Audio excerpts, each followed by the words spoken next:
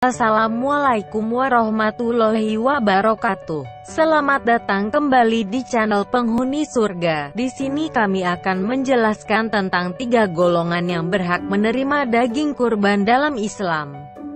Sebelumnya, bagi yang belum subscribe silahkan di-subscribe terlebih dahulu. Dan jangan lupa nyalakan lonceng notifikasinya.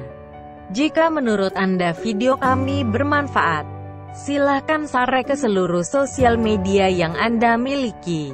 3 golongan yang berhak menerima daging kurban dalam Islam.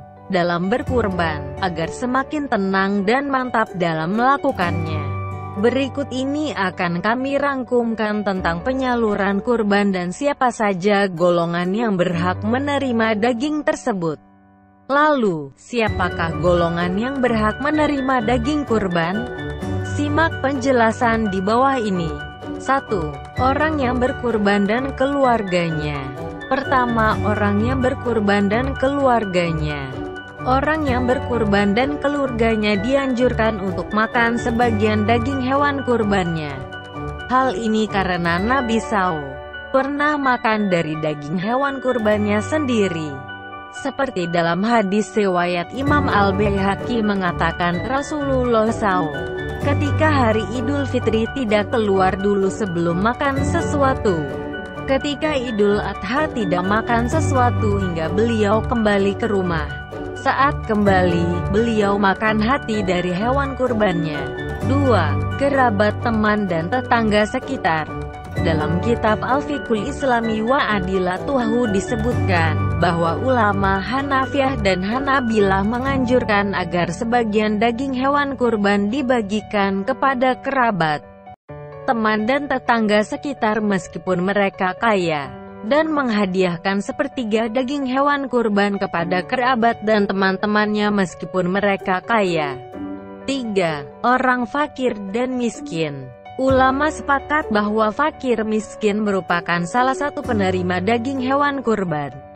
Bahkan ulama Hanabilah mengatakan bahwa hukum membagikan sebagian daging hewan kurban kepada fakir miskin adalah wajib.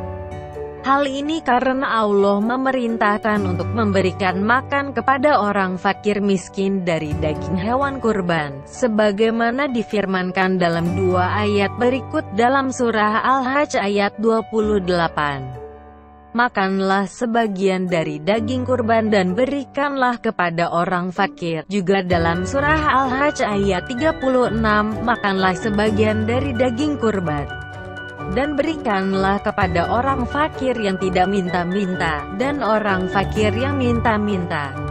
2 ayat ini dengan jelas Allah memerintahkan agar daging hewan kurban diberikan kepada orang fakir miskin. Bahkan dalam satu riwayat dijelaskan bahwa pembagian daging kurban tersebut diserahkan pada keputusan orang yang berkurban, sohibul kurban. Seandainya ia ingin sedekahkan seluruh hasil kurbannya, hal itu diperbolehkan. Apalagi di masa pandemi seperti sekarang, di mana populasi jobless meningkat dan membuat jumlah orang yang kekurangan bertambah. Demikian penjelasan tentang 3 golongan yang berhak menerima daging kurban dalam Islam. Terima kasih sudah menyimak video ini hingga akhir.